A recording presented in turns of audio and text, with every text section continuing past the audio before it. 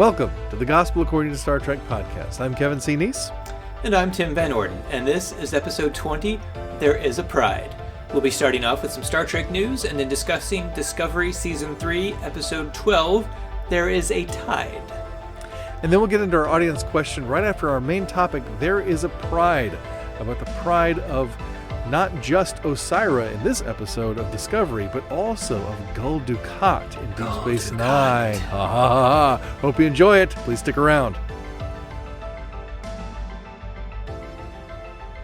Sir, it is a new year. That it is. This is not only is it our 20th episode, huzzah, we're Huzzah. 1/4 of a way to 100 episodes, which means we're almost to syndication. We're 1/5 of the way to 200 episodes. Well, that's okay. right. You know, 5 out of 4 people struggle with math. That's true. That's true. I would be great at math if it weren't for all the numbers. Right. Yeah. But yeah, we are. It's not only our 20th episode, but it's our first episode of 2021. So it is our 20 in 21. I mean, we can just do something clever with that. We didn't even.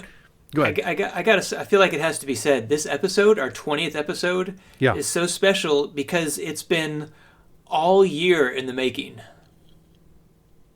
Oh yeah, that's right. We've spent the entire year thinking about, pondering, planning this episode. Therefore, it is going to be the most immaculately constructed thing we've ever produced. At least so far this year. So far this year. I promise, I guarantee you the best episode of the year right here, right now. Let's get into it. And we wonder why these episodes go on for so long. No, we don't.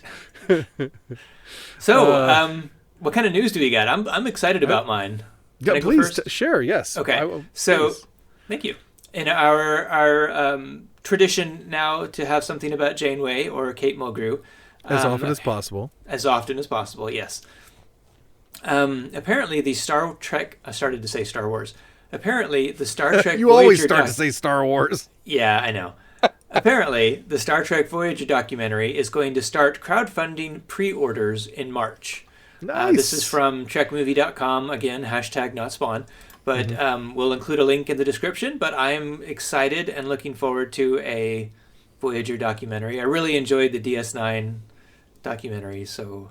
Yeah. I did too. This is good too. And we talked before about the the addendum documentary to Deep Space Nine, but this is really great. I'm really looking forward to a Voyager documentary. There are a lot of Voyager fans out there, even though Voyager gets a lot of not the most love, I think, out of Star Trek series.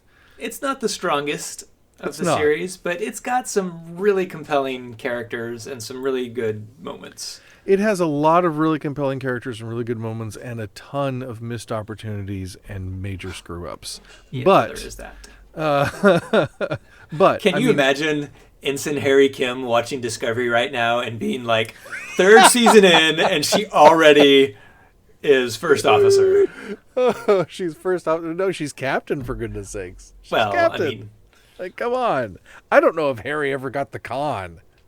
I think he did once or twice. Was he? Maybe. Yeah, because remember there was that one episode late in the series where he got to be in command of this alien ship. Oh, but no, but of the Voyager, though. Well, I know, but he got to be a captain for an episode. But even for somebody to like just leave the bridge and be like, Harry, you got the center seat. Like, well, that's what I'm saying. Like at the end of that episode, I think either Chakotay or Janeway like gave him a little knowing nod and said like, Kim, you have the con. Maybe. I'm almost positive he gets the con at the end of that episode. Okay, well that's cool, but still, I think Tilly's outstripping him. I think you're very right. But yes, I'm excited about the Voyager documentary. That's going to be really cool. Hopefully, it will increase my appreciation for the series because I do feel like I focus on its faults more than I focus on its good qualities. Unfortunately, in my memory. Really, that surprises me because like. Of the two of us, I feel like you're the one that's more effusive about the series. Well, I definitely try to focus on the positives as often as possible. Like in the book, I really made a point to not talk about the stuff that I didn't like about me. Like to write the Into Darkness chapter, I had to write a couple paragraphs about everything I hated in the movie just to get into it. And then I went back and deleted those paragraphs. Nice. So just a quick aside, what book would you be talking about? The Gospel According to Star Trek, The Original Crew, available now from Cascade Books. And on kevincneese.com. In 5 booksellers everywhere. Can you say like wherever books are sold, or wherever books are sold? Yeah, pretty much. Nice. I mean, that's cool. Yeah, Barnes and Noble or wherever. It's out there. Sweet. Amazon and Hearts and Minds Bookstore.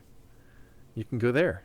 That'd be a great place to buy it. Never heard of that. Okay, what's next? Well, it's an independent bookstore. I kind of know the owner, but anyway. Hey. Yeah. Okay. So my piece of Star Trek news. Yes. We only have one each this time. But for all of you Admiral Cornwell fans out there, of which I am one, definitely. Are you an Admiral? You're an Admiral Cornwell fan, aren't you?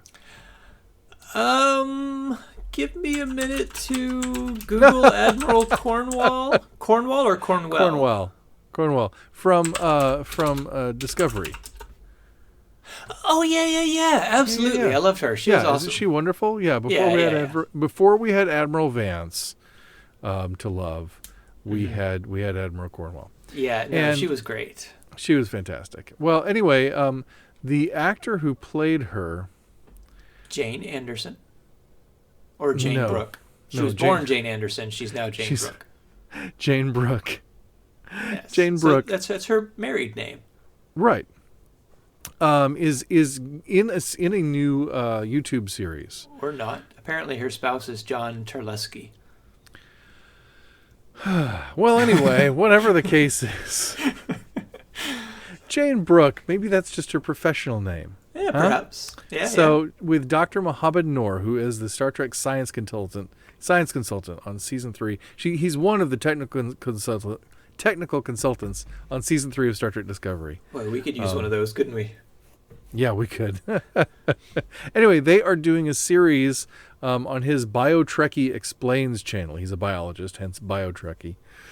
And they're using episodes from season 3 to talk about real world science concepts, and also to talk a little bit about Jane's time on Discovery and her sort of behind the scenes stuff as an actor. So really cool. I'm very excited about that. That does sound neat. Yeah, that was actually sent in by a listener, so thank you very much.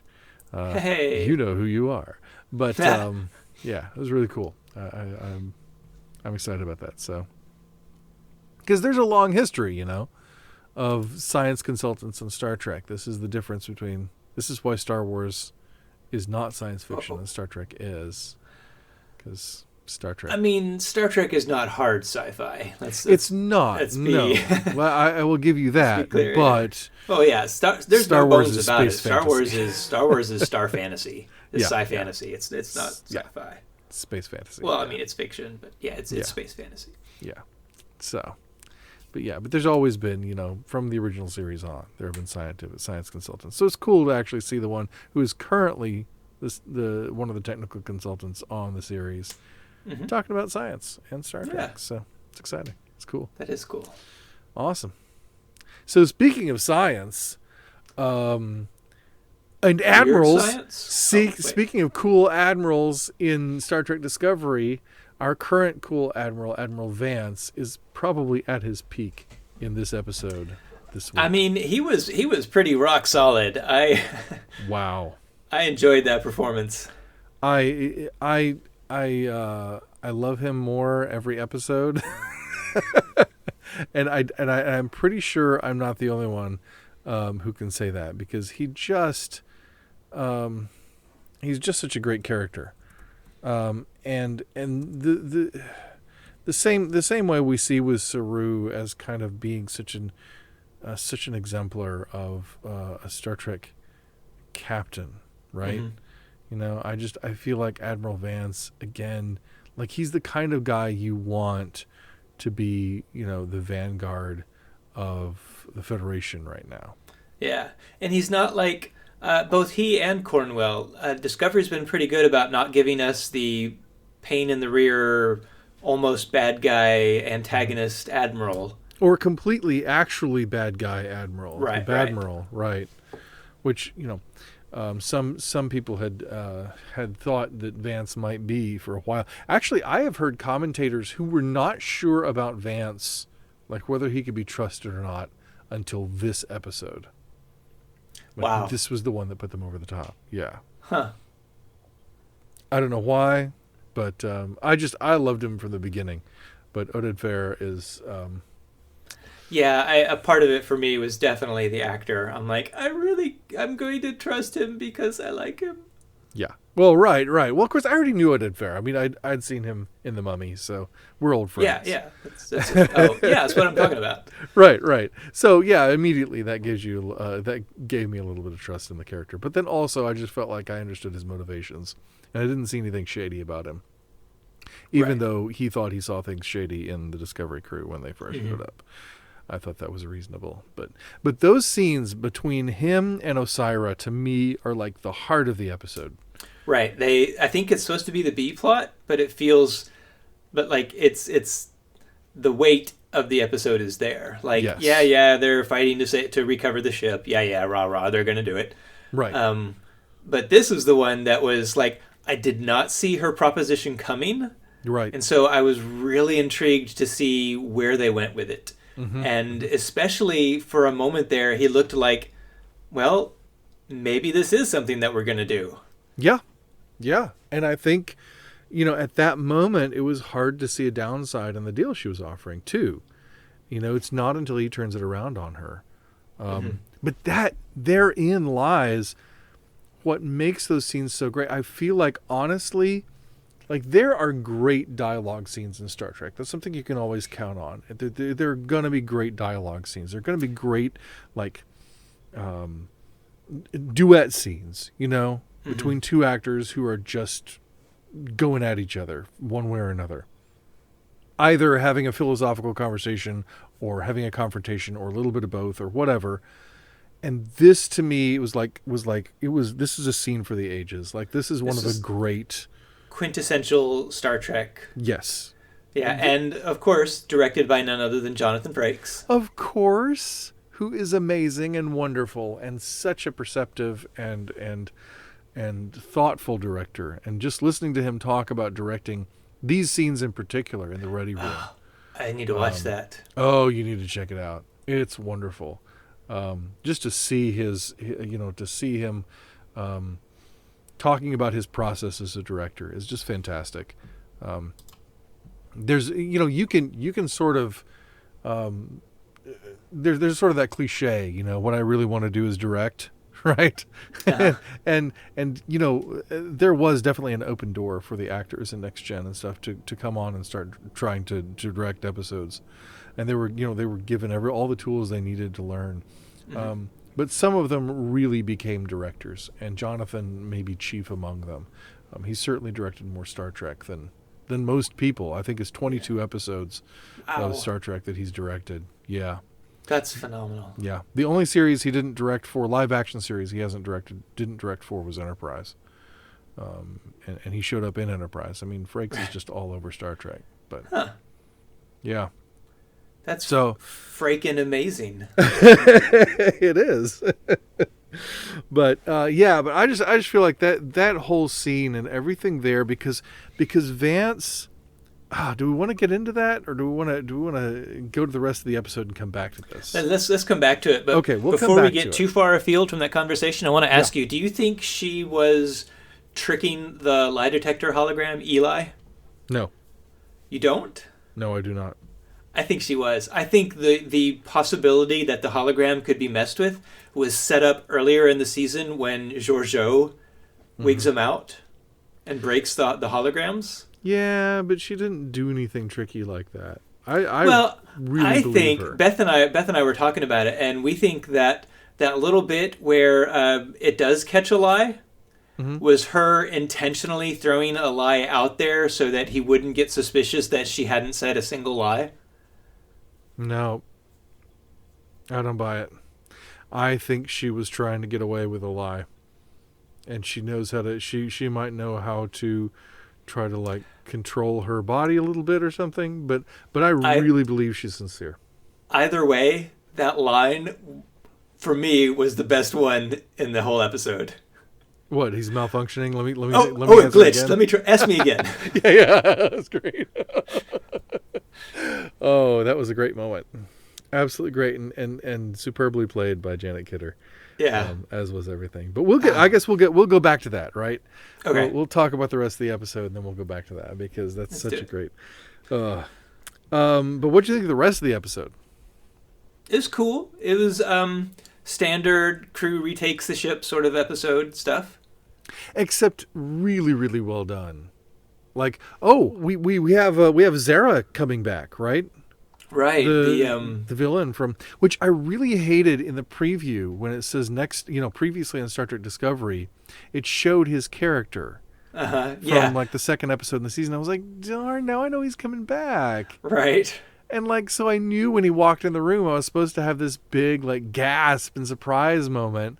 Kind of like when I knew what's his name? Carl was the Guardian of Forever. I was like, man, I wish I hadn't seen that coming because I got to stop watching the last previously on Discovery part. Right.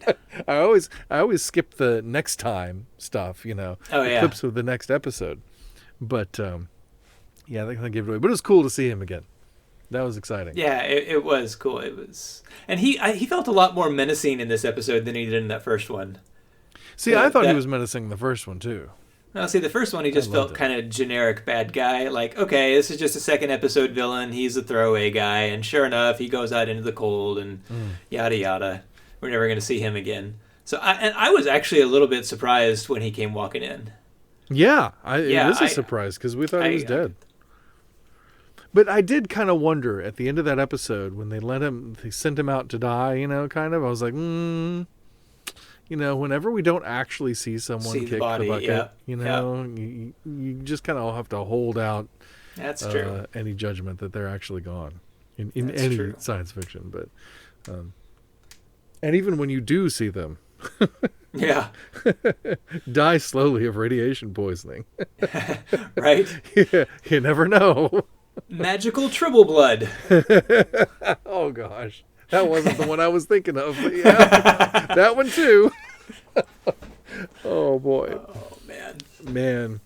So he was cool. What I want to know: why did Book and the Andorian have to stay behind in the barricade? Like, why couldn't they have just ran off with everybody else too? Yeah, I mean, I guess they could have, but I think the idea was that even though everybody's life signs are kind of getting lost in the shuffle, we know where they started from, right? And so we know that within a certain amount of time, the longer there is between they're not in the room to going after finding them, like the longer you have between looking for them. What am I trying to say? If you can keep the people at the room longer, it gives your people more time to get lost. Right. In the noise.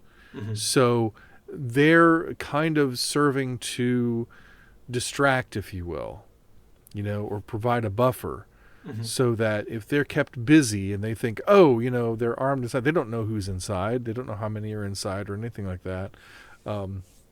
Then that just buys them some time, buys everybody else some time to get away and disperse.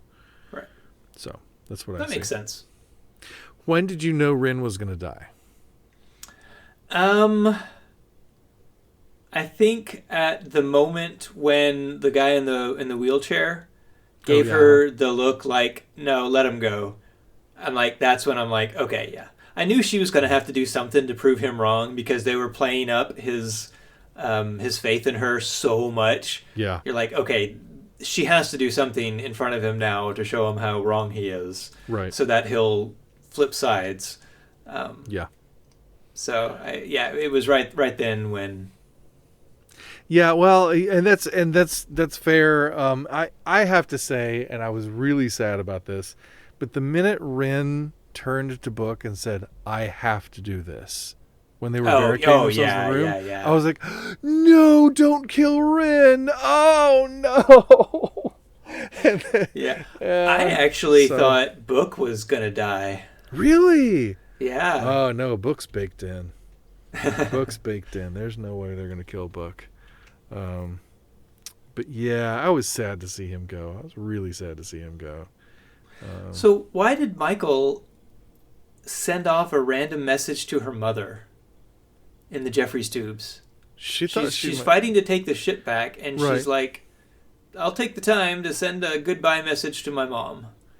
Well, and also, in hopes of getting some help, because, who knows who else may be able to help, and to let somebody who she trusts know, what's going on. She can't reach out to the rest of the Starfleet or anything. They're all there, right? Everybody's there, and everybody knows what's going on. So it's it's that, and it's also like, hey, this might be it. I might die. So there's that too. So I think that was her motive for that. I didn't expect that, but I thought it was really cool. I thought it was really sweet. Oh man, I about lost it every time they mentioned regulators. Yeah. Mount up. That was pretty good. That was pretty good. Yep. And what about this? So, what was it? What was I thinking? Aurelio. I don't even know who Aurelio is. He's the invigilator, the guy in the wheelchair. Oh, it's not a wheelchair; it's a hover chair. Well, definitely a nod to Pike's chair. Well, possibly. Kenneth Mitchell, the actor who played Aurelio, actually has ALS. Oh, okay. Yeah, and he's I think been somewhat recently diagnosed. Okay. So he actually needed to be in something, right? He couldn't actually stand and do his performance. He needed to have some. So they designed that for him to be able to do his scenes. They designed that cool. whole chair thing just for him to be able to do scenes. He has actually been in Discovery several times already, mostly playing Klingons. Really? And yeah. And but it's weird because when he showed up as Aurelio, he looked familiar to me. I felt like I had seen him before, but I can't find that I have. I know I have seen him before because he was in Captain Marvel. But he didn't. He looked different, and he played a different kind of character. There was something about his performance, something about the tone of this character that felt familiar to me, and I don't know why, but I absolutely loved his performance. I thought it was utterly beautiful. It's one of the highlights of the episode for me. What is the deal? Like, Discovery keeps having these guest stars that blow me away. These guest actors that I'm just like, oh my gosh. But hey, let's not forget about the main cast. I was that final scene between Stamets and Michael. Oh, Michael? Oh my gosh. Oh my gosh. Oh, that was heartbreaking. Heartbreaking.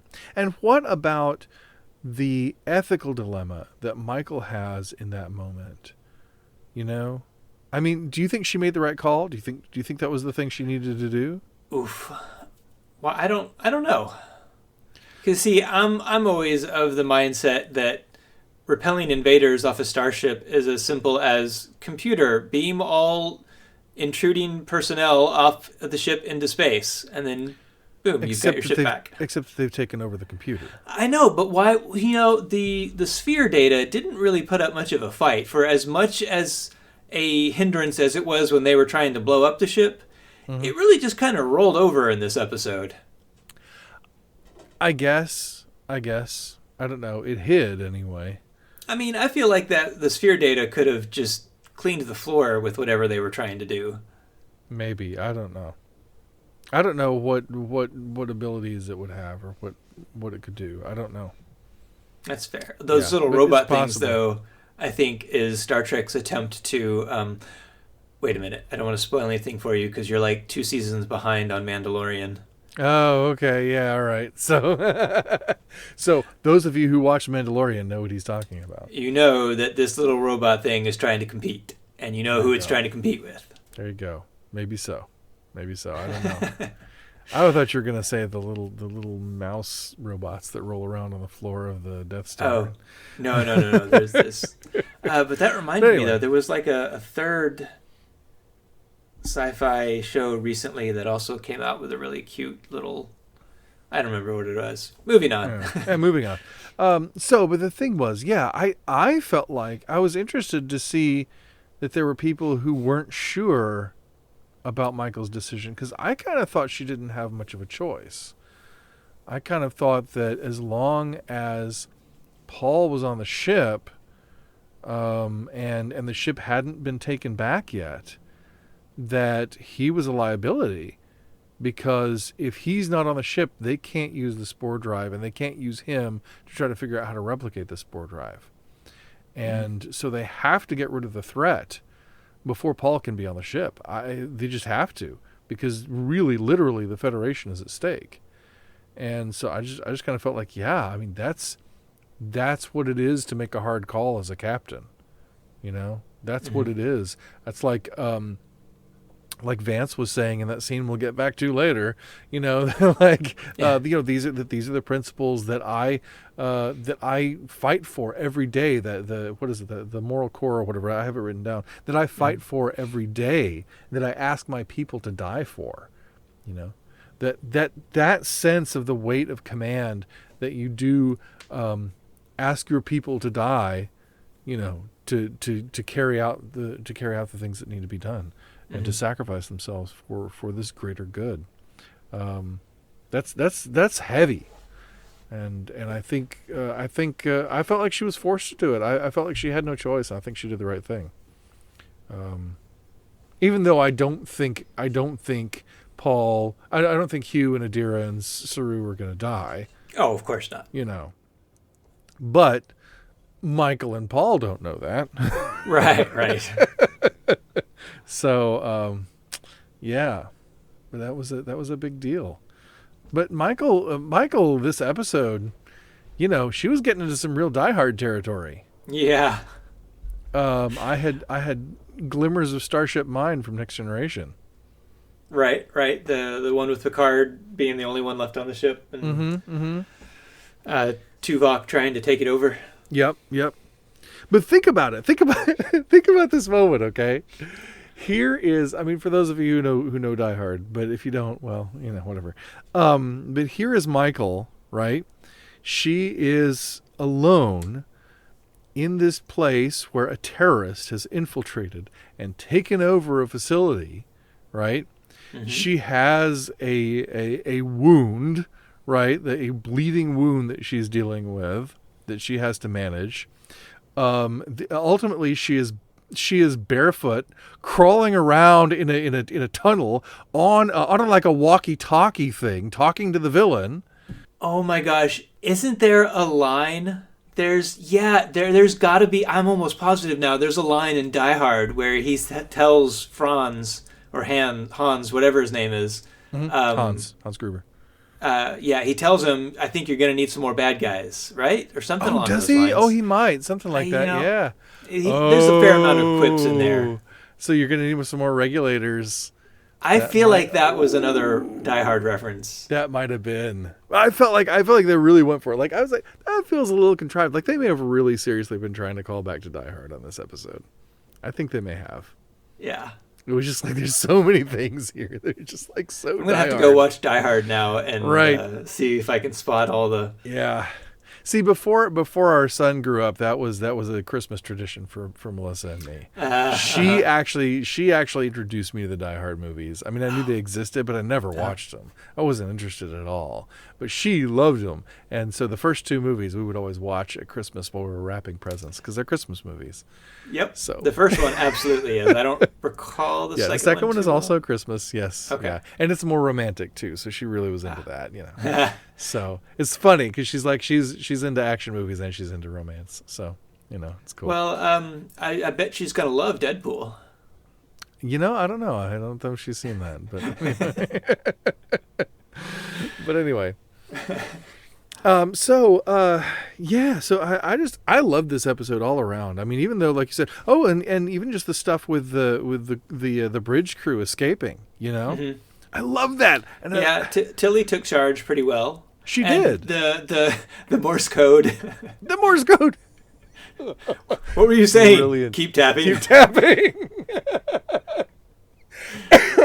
I love that. And what's great about it, too, is you see how Tilly functions as sort of one of the group, you know? Mm-hmm. She's very much behaves like a peer with them when they're doing the actual escape. But then as soon as they've overtaken their captors, she's in giving orders. You know, she's definitely in command. And she knows stuff, you know, she knows like, oh, I don't know. She says, go take care of this because there's a thing behind that and you need to go get in that, whatever it was. I don't remember. But, you know, just workings of the ship and stuff that you would know if you're, lower decks or whatever. And so it's really cool. It's really cool to see Tilly like being of the people, as it were, but also able to lead, and maybe able to lead because she is of the people, you know. I find that I just find that really cool. I enjoyed that a lot. So, and I think that says something too about respect, right? That it's something that you earn. It's not something that's given. It's not something that's bestowed upon you. It's something that's earned. And Tilly actually, you know, I think back to the say yes scene, you know. Right. Yeah. I think Tilly really earns the respect that she has, which is why we can buy that an ensign can be captain. Because some of us can. Apparently, there are people out there. Oh yeah, I can too.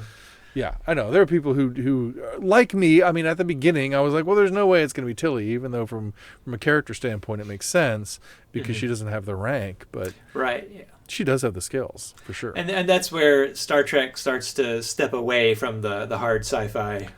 Well, or the pure military. Yeah. The pure military, which I think is good. I like that. I like that Starfleet can flex like that. Yeah. I think that's important because it means that humans come first and humanity comes first, and the goal is more important than the structure. It's like it's like somebody recently said that money is not the goal. Money is a tool you use to reach your goals. Right? If money is your goal, you're always going to be unfulfilled. You're always going to get there and you're going to be like, oh, I have all this money. Great. Now what? Because you haven't pursued anything that actually makes your life richer. Right. You're really richer, like truly more meaningful. So it's not about the money that you get. It's about what you do with it and what it enables you to do with your life and how it enables you to live with your family, right? And engage in your community and become a better human being. And if those things it's the same as education, the goal of education isn't just to get a degree to hang on the wall to get a better job. The goal of education is to become a better human being. And that is not just an intellectual process, but is necessarily a spiritual process. The two are entwined. And so when we don't have that, boy, I'm just going off on it, but here we go. Yeah. When we don't have that holistic view where we realize that everything that we pursue in life is about who we become as human beings, which is about our spiritual growth, which is about our orientation toward God, which is about our pursuit of relationship with God and with other humans. If we lose that focus, then we are going to find that things continually will be empty for us. So in the same way, it's like yes, rank is something that is a tool basically to get the job done. But if the person has the gifting and the talents and the trust of the crew, they can do the job of a captain because they have the gifting and the talents and the trust of the crew, because that's what's most important. Rank is just a tool.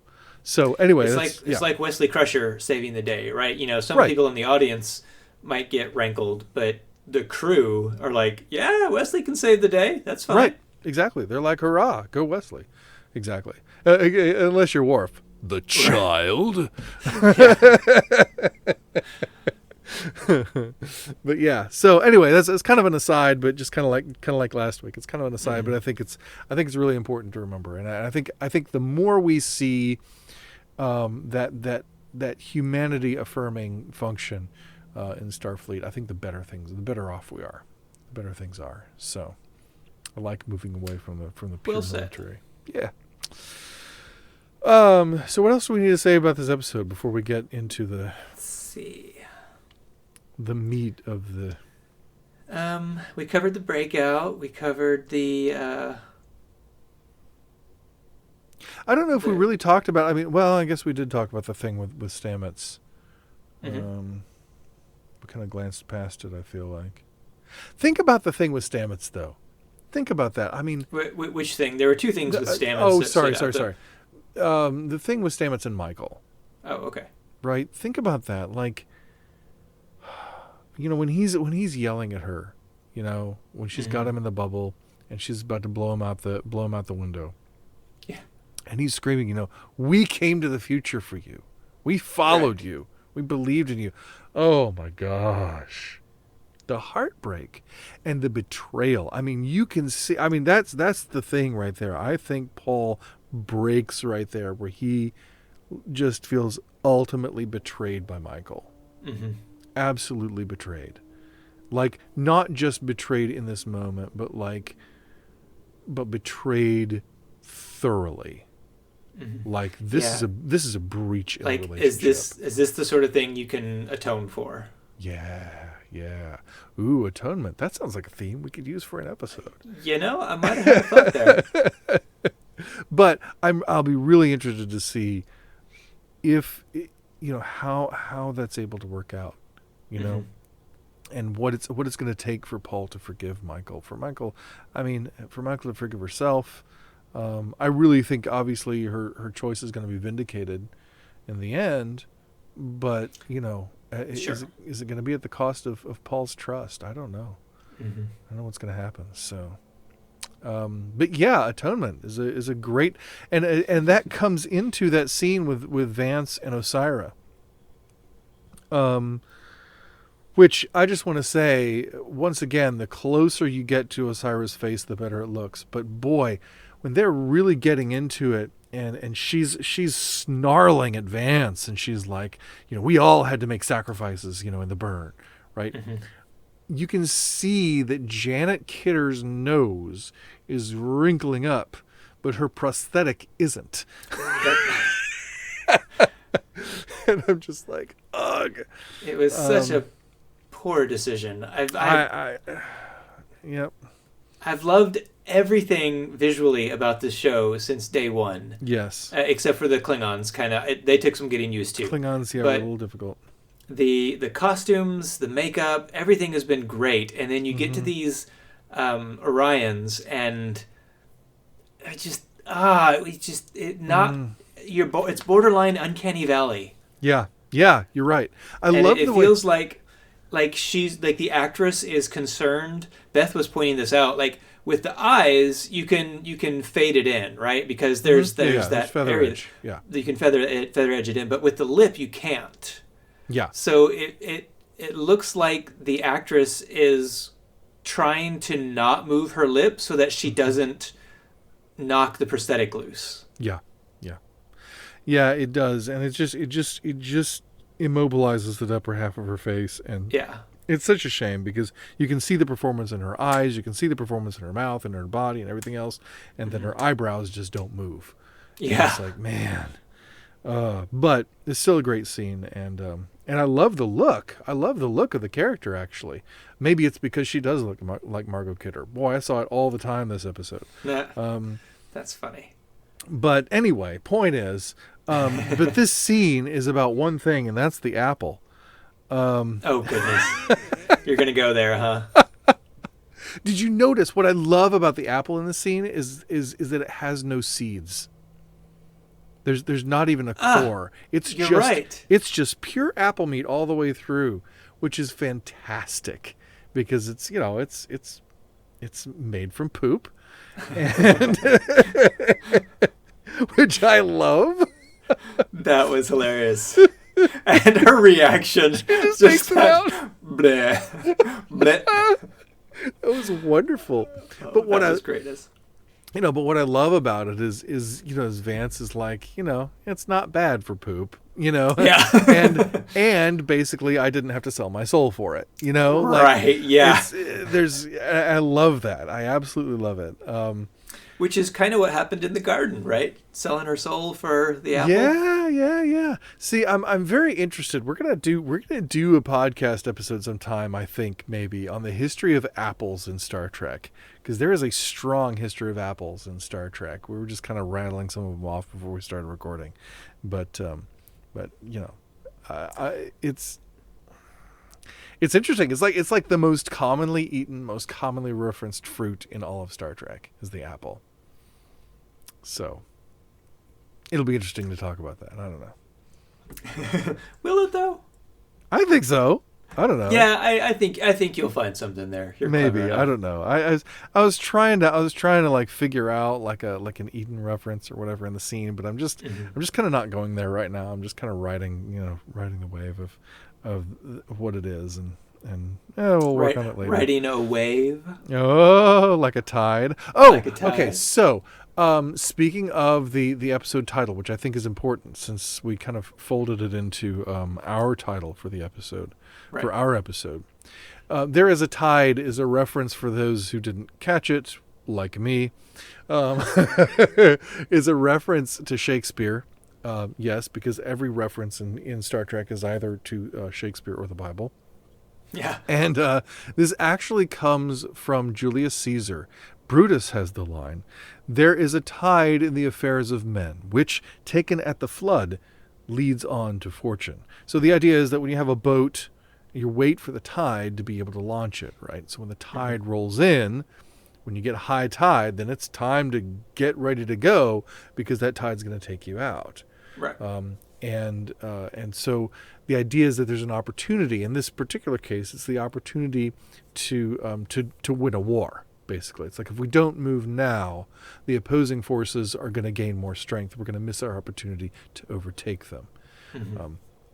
So it's very much about taking advantage of an opportunity. And I was interested in the scene in between Vance and Osyraa, and I think there are other places in the episode too where you could draw where you can find it, but there does feel like there's a tide rising, right? Like there is an opportunity here. Mm-hmm. Here we could bring the whole Osyraa conflict, the whole Emerald Chain conflict, to an end, which is huge, right? Well, and I feel like there's an opportunity for the Emerald Chain to bring the Federation to its knees here as well. That's true too. They have the spore drive. That's true too. That's very true. Yeah, you're right. And it could go either way. But I really think Osyraa actually really wants peace. I think she actually really wants an alliance. I don't think that's fake at all. I think that's genuine. And that's what makes Osyraa kind of a complicated character. Mm-hmm. She's one of these people who... and we have to ask this question, too, because we look at things like... I mean, even just little things like Michael sending the regulator out of the airlock. Or sending Stamets off the ship. She keeps sending people out into space in this episode. But just those things where, we have our characters who are killing, right? To save the ship, to save the Federation, to save their fellows, all that sort of thing. We see our characters all the time, sort of at least being forced, if you will, or feeling forced, are they really forced, to cross these moral and ethical lines in order to uphold these principles that they hold dear. Mm-hmm. And I think Osyraa is somebody who has crossed a lot of lines to try to uphold a principle they hold dear. And there's that line between freedom fighter and terrorists. Well, sometimes the difference between a freedom fighter and a terrorist is just what side you're on. Sometimes it is, but also I think it has to do. I think it has to do with character. You remember back in the scene with Stamets and Aurelio. when he and Aurelia are talking, and Aurelia is talking about all the good that Osyraa has done and how she basically saved his life, right? Which you can see as a great magnanimous thing, but it's also earned his total loyalty, right? Which is something that she can manipulate and she can use. And Stamets has this great line. He says, "I believe you when you say that she is more than what she appears to be, but she is also exactly what she appears to be." I think that is so important as we look at, as we're evaluating and trying to understand people and how they operate. You know, like reportedly Adolf Hitler was really good with kids. You know, like he would like play with them in the streets and stuff, and he was really nice. But you know, he also killed a lot of them, right? So you know, there's that sense of like, you know, that people don't tend to be all one thing. And so what really shows their character? What really shows their heart? Trigger warning. Mentions of sexual assault. Feel free to skip the next 2 minutes, or we encourage you to find a support person. You know, in the Christian world recently, I don't know if you're familiar with this. I don't want to get too much into it, but a lot of people are talking about Ravi Zacharias. Ravi Zacharias was a well-known Christian apologist, preacher, and somebody who, you know, I sold a lot of his books when I was in Christian Bookstore work. And very well respected for a long time. And, you know, it's since his death come out that he was a serial sexual predator. Oh my. Yeah. And it's, you know, just this past week been confirmed, you know, by his ministry. And there's going to be an independent independent investigation that's going to reveal more details later this week as we speak. This kind of stuff happens all the time in Christian culture and in the culture at large, you know. And there's that question. It's like, yes, you know, speaking of Anthony Rapp, who was sexually assaulted by Kevin Spacey, and you look at and he was the one who outed Kevin Spacey as a sexual assailant. I did not make that connection. Yeah, and so you have Kevin Spacey. It's like Kevin Spacey is a sexual predator, but he's also an amazing actor. He is both. And how do you deal with that? How do you deal with that push and pull? And what really reveals the person's real heart? And what are you gonna, you know, you can't turn a blind eye to that stuff. You can't excuse it. And I think, and a lot of these people too, they kind of mirror Osyraa and graft, you know, even if they apologize, this tendency to not truly accept responsibility, but to want to be restored anyway, right? Because that's the thing that causes this negotiation between Vance and Osyraa to break down. When Vance asks Osyraa to step up and have full integrity, you know, Osyraa was talking about Eli, the hologram, and saying, you know, why don't you base him on somebody who's known to tell the truth? You know, make it real instead of an idea, you know, and Vance, and they're talking about the past. They're talking about her making amends for her past. When Vance comes up and says, "Look, you can't be the face of the chain for this. You can't be. Somebody else has to be. Somebody else who is objective. Somebody else who will put you on trial for your crimes." And she's like, whoa, wait a minute, right? Mm-hmm. And she says, that stuff's in the past. And Vance says, the past is the only light with which we can see the future. Boy, that's really important. And she says, this is more abstractions. The past cannot be undone. And Vance says, but it can be made right. And Osyraa not willing. He says, Osyraa, your people are good. I beg you to be as good as they are. Mm-hmm.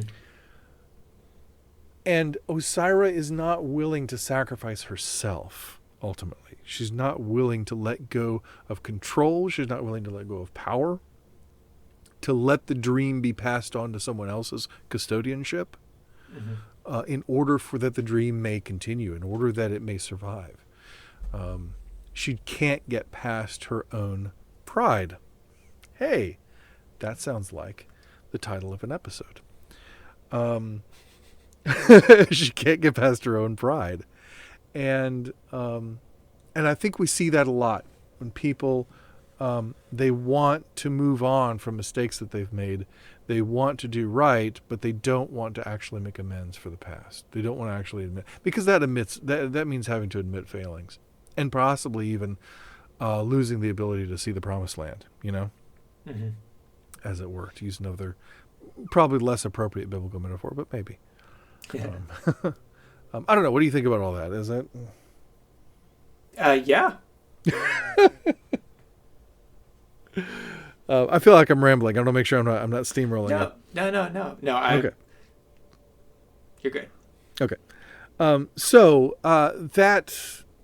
that to me is kind of the ethical crux, right? The moral crux of this episode.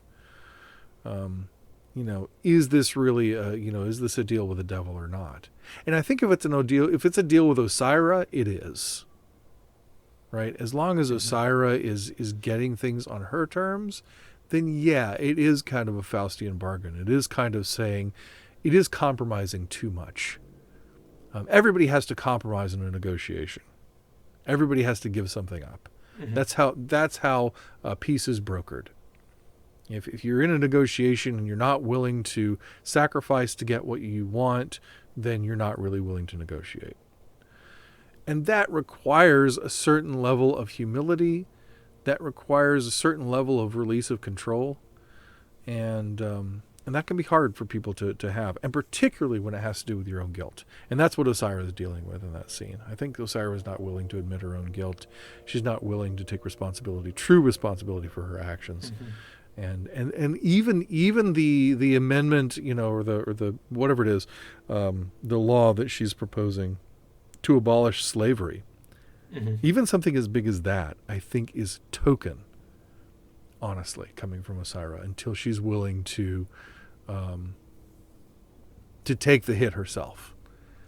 Yeah, but I can imagine all those people in slavery are like, you know what? If she doesn't want to take the blame, fine. Take me out of slavery. Right. I agree with you. No, you're right. I mean, that's true.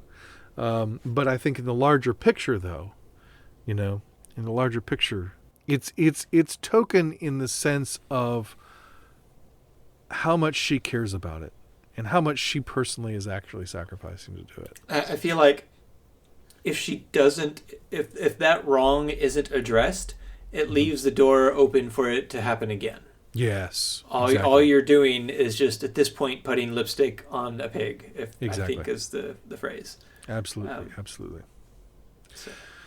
So this, I think we can get into our main topic now, can we? Oh, we've been in the main topic. We've got 13 minutes left. Oh my gosh. Okay. So this brought to mind, the whole thing with Osyraa in this episode brought to mind something, and I'm going to link an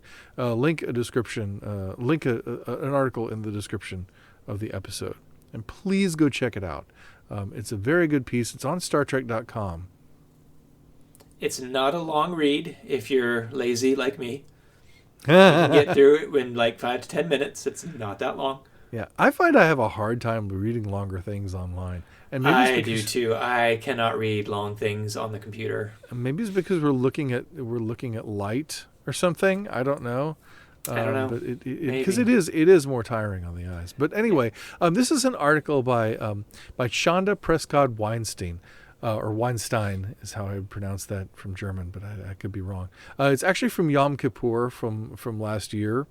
2019, year before last, 2019, which by the way is my birthday. I'm just saying. Your birthday is 2019? My birthday is October 9th.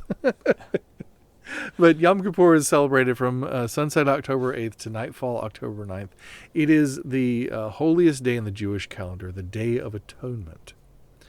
And on this Day of Atonement, she's Jewish, and she wrote this article about these 2 episodes of Star Trek, one of Voyager called Betrayal, and one of Deep Space Nine called Return to Grace.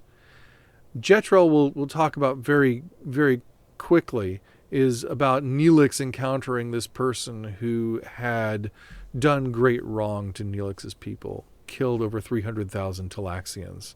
He created the Metreon Cascade, which is a mass destruction weapon that killed 300,000 Talaxians, and he is trying to make amends for what he has done.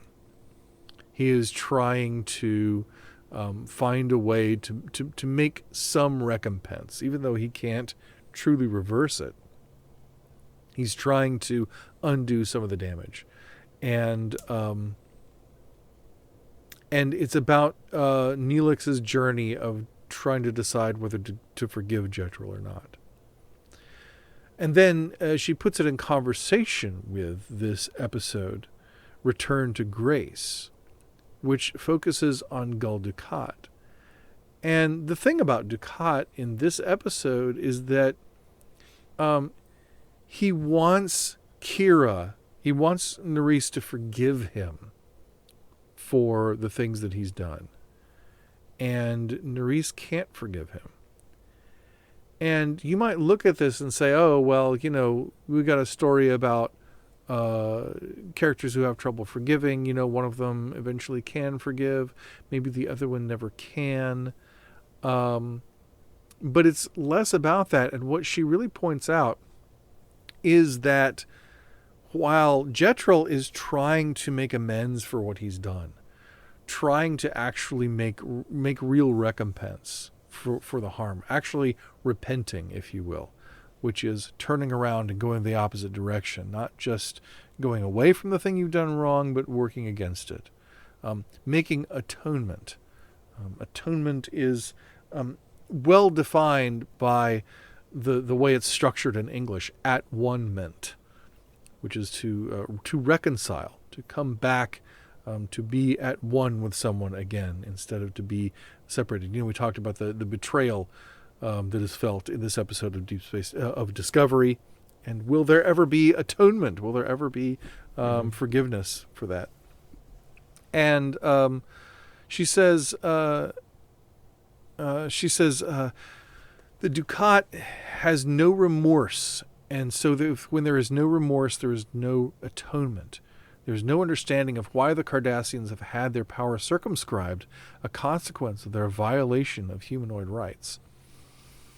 And she says forgiveness cannot begin when there is no repentance in sight. Recognizing that what he had done is destructive, Betrayal instead spent the rest of his life seeking to undo at least some of the horrors he had unleashed. He's the example of looking at and owning the worst parts of oneself and then trying to do something about it. Dukat, on the other hand, is an example of what happens when someone can't even admit to having done anything wrong. The lesson of Yom Kippur is that what matters is the repentance. But the secret, which Dukat failed to learn, is that forgiveness is just a bonus. And I think particularly in Christian culture, we're so focused on forgiveness.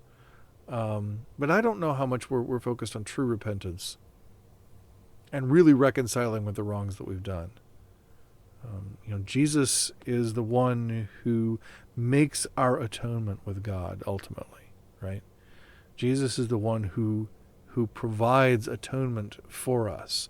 However, your theology or your theory of how that works, comes into play. Jesus is the one who gives us atonement with God. But we also then, there is a repentance that has to happen before change really comes to our own hearts. There's repentance that has to happen between one another. even if you're already, saved, however you want to look at that, even if you already consider yourself a follower of Jesus, there are all kinds of ways in which we may have to repent to each other. And the thing that keeps Dukat from doing that, the thing that keeps Osyraa from doing that in this Discovery episode is, as we say, pride. There is a tide, right? There is an opportunity to make peace, but there is a pride that gets in the way. And of course that makes us all think of Proverbs 6:18. Pride goes before destruction and a haughty spirit before a fall. And I think Dukat is a really good example of that, of a haughty spirit and pride going before destruction and before a fall. But it's because of that. It's because of that lack. You can't expect to have your past just expunged for you without doing the work of really coming to terms with it, really confessing it, and really do something to make recompense for it. That's a lot of me talking. What do you have to say, Tim? Now, repentance is no fun at all. It is something much harder than merely eating humble pie. It means unlearning all the self-conceit and self-will that we have been training ourselves into for thousands of years. It means undergoing a kind of death. In fact, it needs a good man to repent. And here's the catch. Only a bad person needs to repent. Only a good person can repent perfectly. The worse you are, the more you need it, and the less you can do it. The only person who could do it perfectly would be a perfect person, and he would not need it. And who said this? Of C.S. Lewis, of course. Oh, of course. And so the perfect person is Data. Is Data.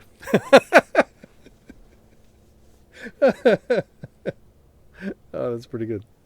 I think that's a really interesting way to look at it. I always ponder Lewis and think about whether I agree with him or not. And that's one I'm gonna ponder. But I think sure. We talked. Was it last week? We talked about no one being beyond salvation in Star Trek. No one being beyond redemption. Right. And yet there are those who choose not to be redeemed. Right, and I in the vein of that previous topic, Osyraa does have a moment there where she can choose to actually be redeemed. She can choose to let herself be tried, and to give an accounting of herself in front of the judge.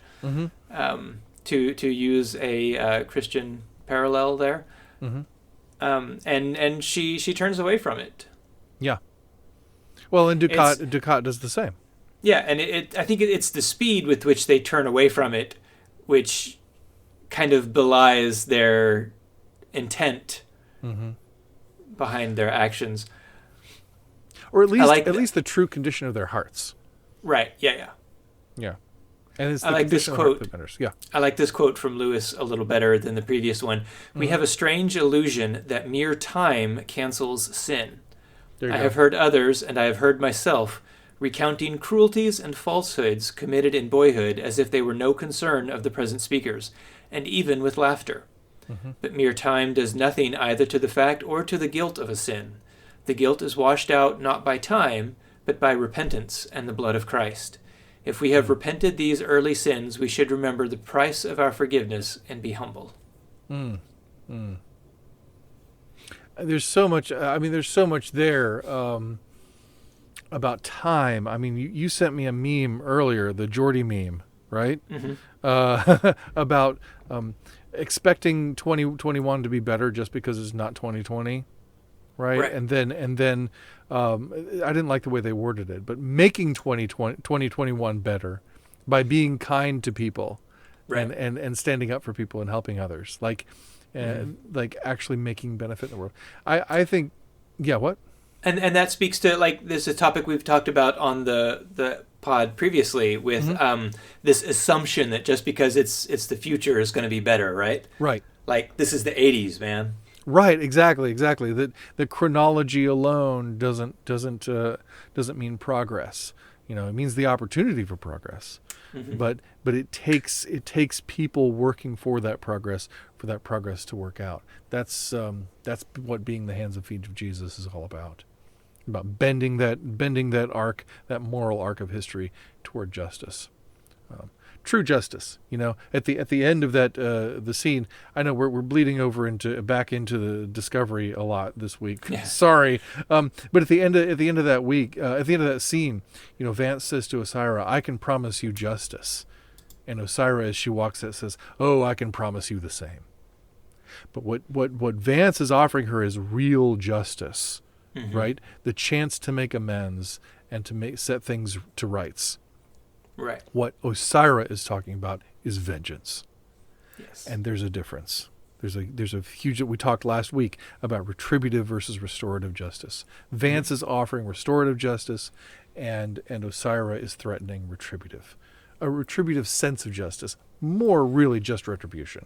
Uh-huh. I was Googling some antonyms for repentance as we were trying to come up with a title, and I think the one that stood out the most was vengeance. Yeah.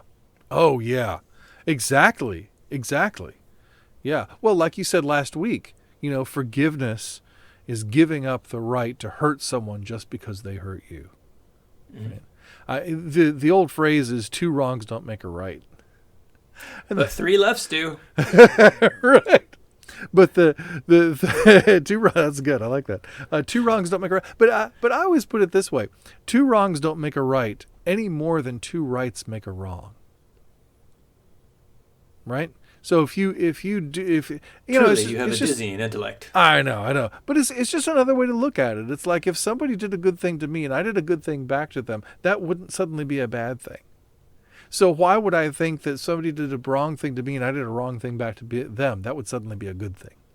Like, I think even when Michael, I'm trying not to go back to Discovery, but even when our characters in Star Trek do things like kill somebody, mm-hmm. or cross lines like Sisko does in The Pale Moonlight, in order to accomplish their goals. I think even when they do that, if they are to be morally upstanding characters, they have to feel like they still lost something, right? Mm-hmm. That doing that wrong didn't make it right, that it was still wrong to do whatever it is they did, and that they have to deal with it and they have to live with that choice that they made.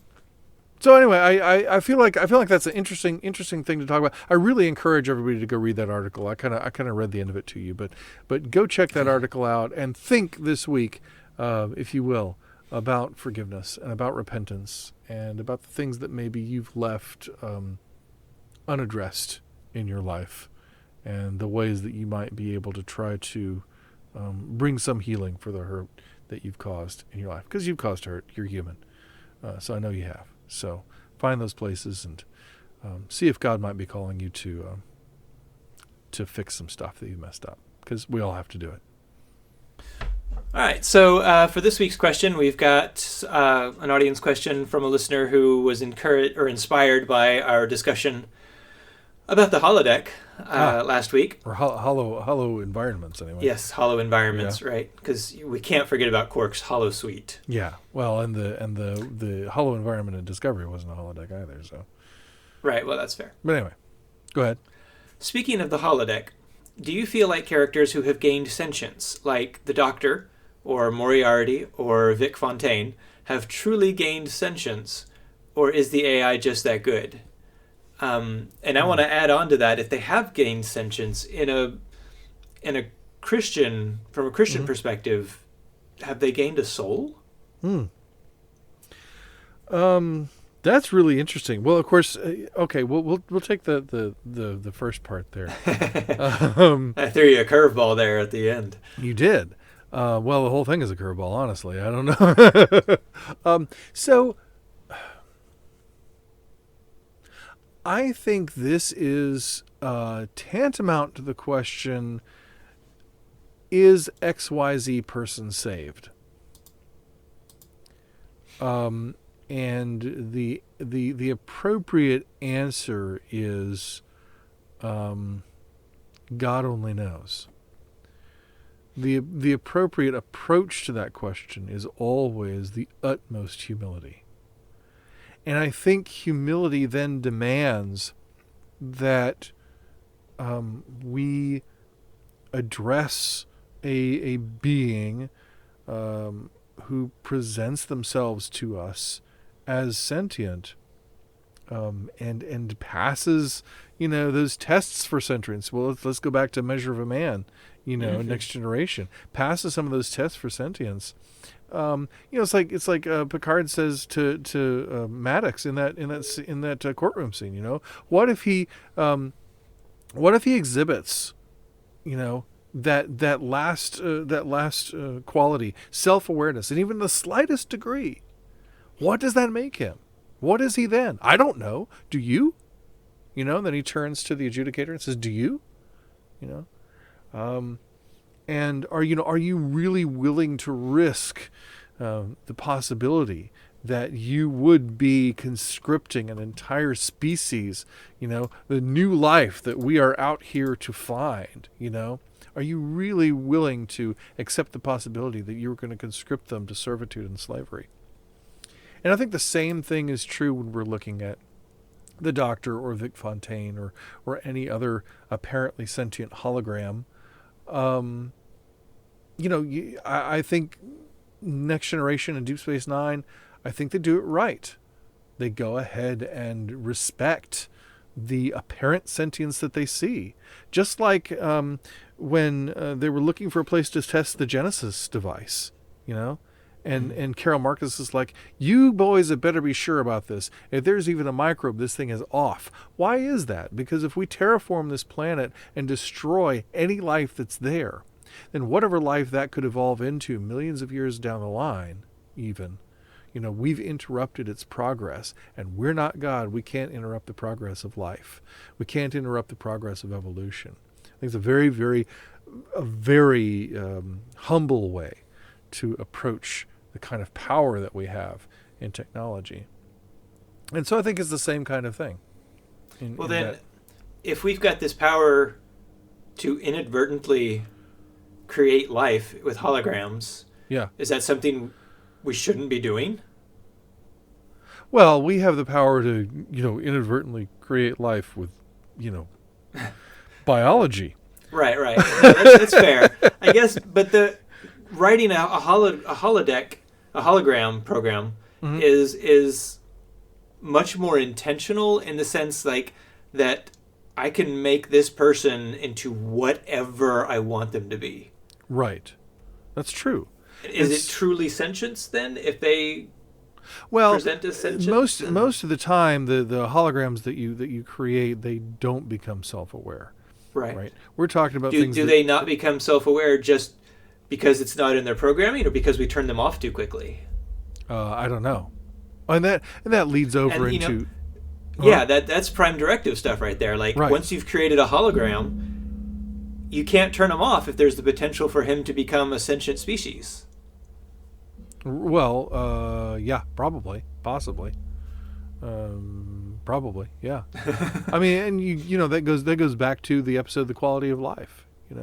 I mean, you're dealing in this incredibly hypothetical science fiction realm of this mechanical thing or this digital thing that becomes a mind of its own and can exist on its own, which of course breaks the bounds of what it is, well, except in itself. It can't really exist on its own, can it? It requires the components from the ship. It requires the energy. Yeah, well, we require food and we require air and we require, so it's not about that, right? It's not about depending upon an environment or a creator, sustainer, God to make sure that we keep breathing.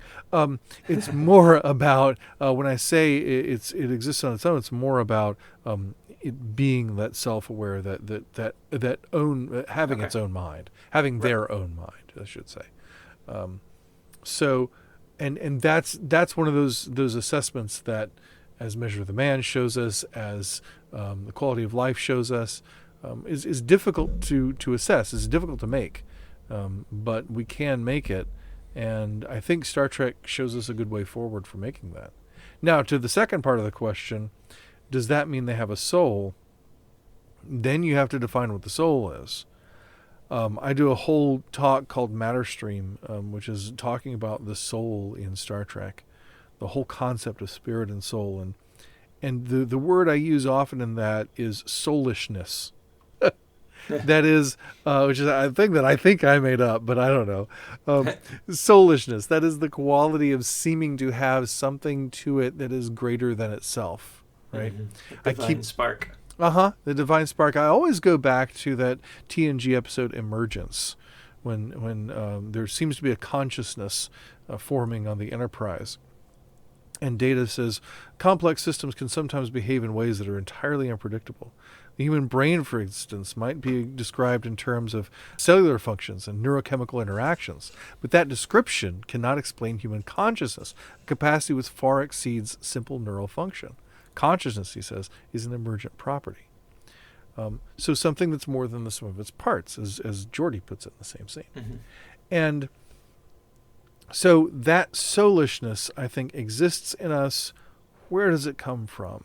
The way I explain things to my son, we were talking about our brains the other day, and I was like, yeah, but think about it this way. Our brain is our organ, is the gray stuff in our head, but our mind is what goes on inside our brain. So, yeah, go ahead. I like another C.S. Lewis quote, I think it is, that we don't have souls, we are souls, we have a body. Right. And I feel like that kind of, once you take that angle, it doesn't matter whether that body is flesh and blood, or if it's steel parts, or if it's a hologram. Right. So, yeah, I mean, that's, again, where you have to approach it with absolute humility. Because, we have the same idea with cloning, I don't see any reason that we would think that a clone wouldn't have a soul. Especially because our concept of a clone isn't really what a clone actually is. So I think when you talk about real world cloning, I think you're definitely talking about, you're creating new genetic material, you're creating another being. And so, then there's a question of whether animals have souls and all that sort of stuff. And I really just think we have to approach that with humility. And I don't know. I honestly don't know. That's the best answer I have. Shoot, there are elements of society, of humans, that we, some of us, approach as though they don't have souls. Yeah, absolutely. There are a lot of ways in which we do that. I feel like the safe bet is to err on the side of, this is a creation of God, honor it so. Yeah, right, exactly. Rich Mullins, if you're aware of him, great musician, go check him out. He died 20 odd years ago. Tragically, but he was a great voice in Christian music, and he, toward the end of his life, which wasn't supposed to be the end of his life, but was starting toward becoming Catholic. And somebody asked him, they said, well, what about Catholics, and they venerate Mary so much, and his response, and do with this what you will, but his response was, maybe Catholics don't honor Mary too much. Maybe we all honor each other too little. And I thought that was a really, really thoughtful response.